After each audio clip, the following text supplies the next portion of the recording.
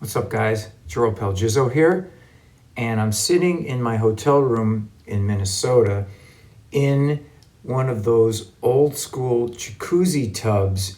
I don't know why I'm in here, but it's creepy and I'm creepy. So we're going to move on with this episode. Why do you think they call it dope? Why do you think they call it dope? Oh!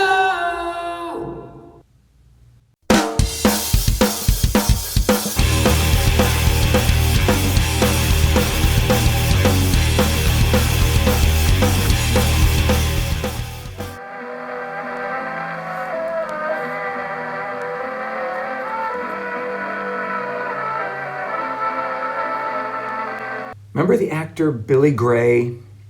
Best known for his role as Bud Anderson on the old TV series Father Knows Best. In 1962, Billy Gray was pulled over by the cops and they smelled the dreaded smell of weed. They found a little bag of seeds and stems under his car seat, and this motherfucker was sentenced to 1 to 10 years in prison for it. Wow, 10 years. Billy Gray. He seemed so wholesome, man. Well, turned out he was a dope fiend. All-American boy turned dope fiend. That's what they'll all say. So how'd you like to have that label follow you around for the rest of your life? Dope fiend.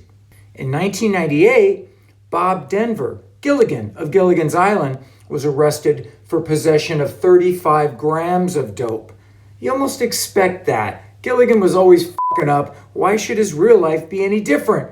Gilligan! On dope. Marty got kind of sick too, but he wouldn't let on.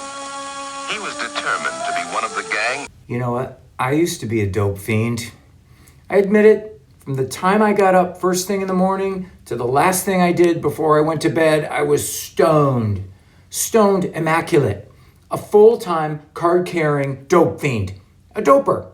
A dirty little doper, if you will.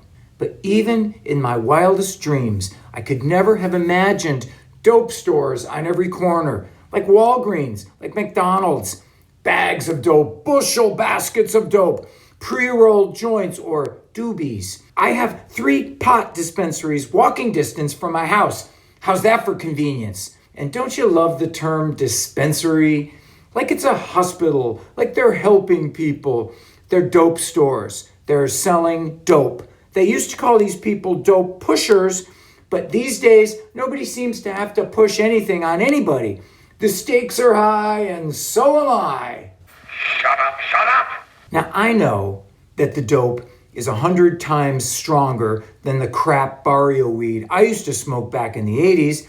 Scientists make the dope now. Genetic mad scientists. It's Unabomber dope. One hit of this new weed, and I could see through time. But where's the magic? Where's the magic? Where's the taboo? Where's the danger? It's no more giving the middle finger to authority anymore because you can't even find your finger anymore because you're so fucked up. So let's explore this and try to answer the eternal question people have been asking me for years and years. Why do you think they call it dope? Now, back in my day, dope was weed. Literally, it was weed. Cheap Mexican dirt weed. More seeds and stems than actual buds. You'd have to push it through a Windows screen to eke out any sort of THC goodness. Here's me imagining what it'd be like to smoke actual good green buds. I even had a subscription to High Times magazine. Remember High Times magazine? Instead of naked ladies on the cover, there'd be some platter of wonderful purple seedless buds or Colombian gold. There'd be dope centerfolds. Think of it, a centerfold of weed. It sounds stupid, but it all made sense to me back then, a young 16-year-old man-child, oblivious and ignorant about the elusive mysteries of the human female. Even those color-coded sex ed charts couldn't help me navigate my little gherkin to the promised land. I couldn't really ever get laid, but I could sure get stoned. But all that is gone now. The innocence. The dope is so strong that all you can do now is glue yourself to Netflix and drool into a cup. You can't talk, you can't write music. You're, for all intent and purpose, a catatonic mess. It makes you wonder, Maybe that was the plan all along. Maybe in our quest for the freedom to get high, we got bamboozled. Maybe the joke's on us, because now we're all so stoned that we're sort of embracing our enslavement.